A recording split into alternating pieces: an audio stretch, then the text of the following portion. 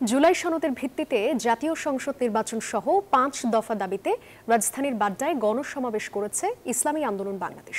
সমাবেশে level playing field নিশ্চিতকরণ ও গণহত্যার বিচারের দাবি তোলা হয়।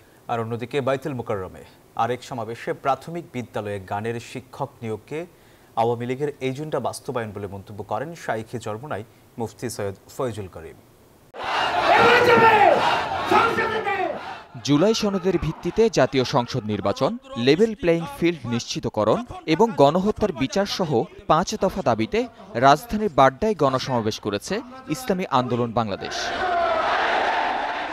জুমার নামাজের পর থেকে রাজধানী ও আশেপাশের জেলা থেকে মিছিল নিয়ে জড়ো হতে থাকে দলের নেতাকর্মীরা।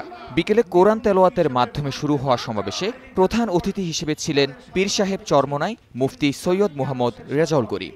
এ সময় তিনি জাতীয় পার্টি ও ১৪ দলের রাজনৈতিক কার্যক্রম নিষিদ্ধের দাবি জানান। একই সঙ্গে ভারতীয় প্রভাব ও ফ্যাসিবাদের দোসরদের বিচারের আওতায় আনার আহ্বানও জানান তিনি।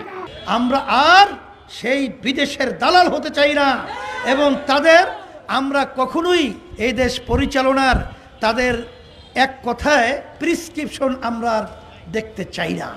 বাইতুল মোকাররমে অন্য আরেক বিক্ষোভ সমাবেশে ইসলামী আন্দোলনের নায়েবে আমির মুফতি সৈয়দ ফয়জুল করিম বলেন, সরকারের বিভিন্ন স্তরে এখনো স্বৈরাচারের দোসররা ঘাপটি মেরে বসে আছে।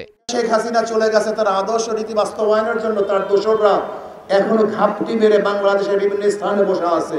এছাড়া খুলনা, সিলেট, রংপুর, ময়মনসিংহ সহ দেশের বিভিন্ন জায়গায় ইসলামী আন্দোলন বাংলাদেশের সমাবেশ অনুষ্ঠিত হয়। সেখানেও বক্তারা তাদের দাবিগুলো তুলে ধরেন। তাহমিদ আমিন, নিউজ 24, ঢাকা। বান্ডেল থাকলে প্রতি সেনমানিতে টাকা বাঁচবে।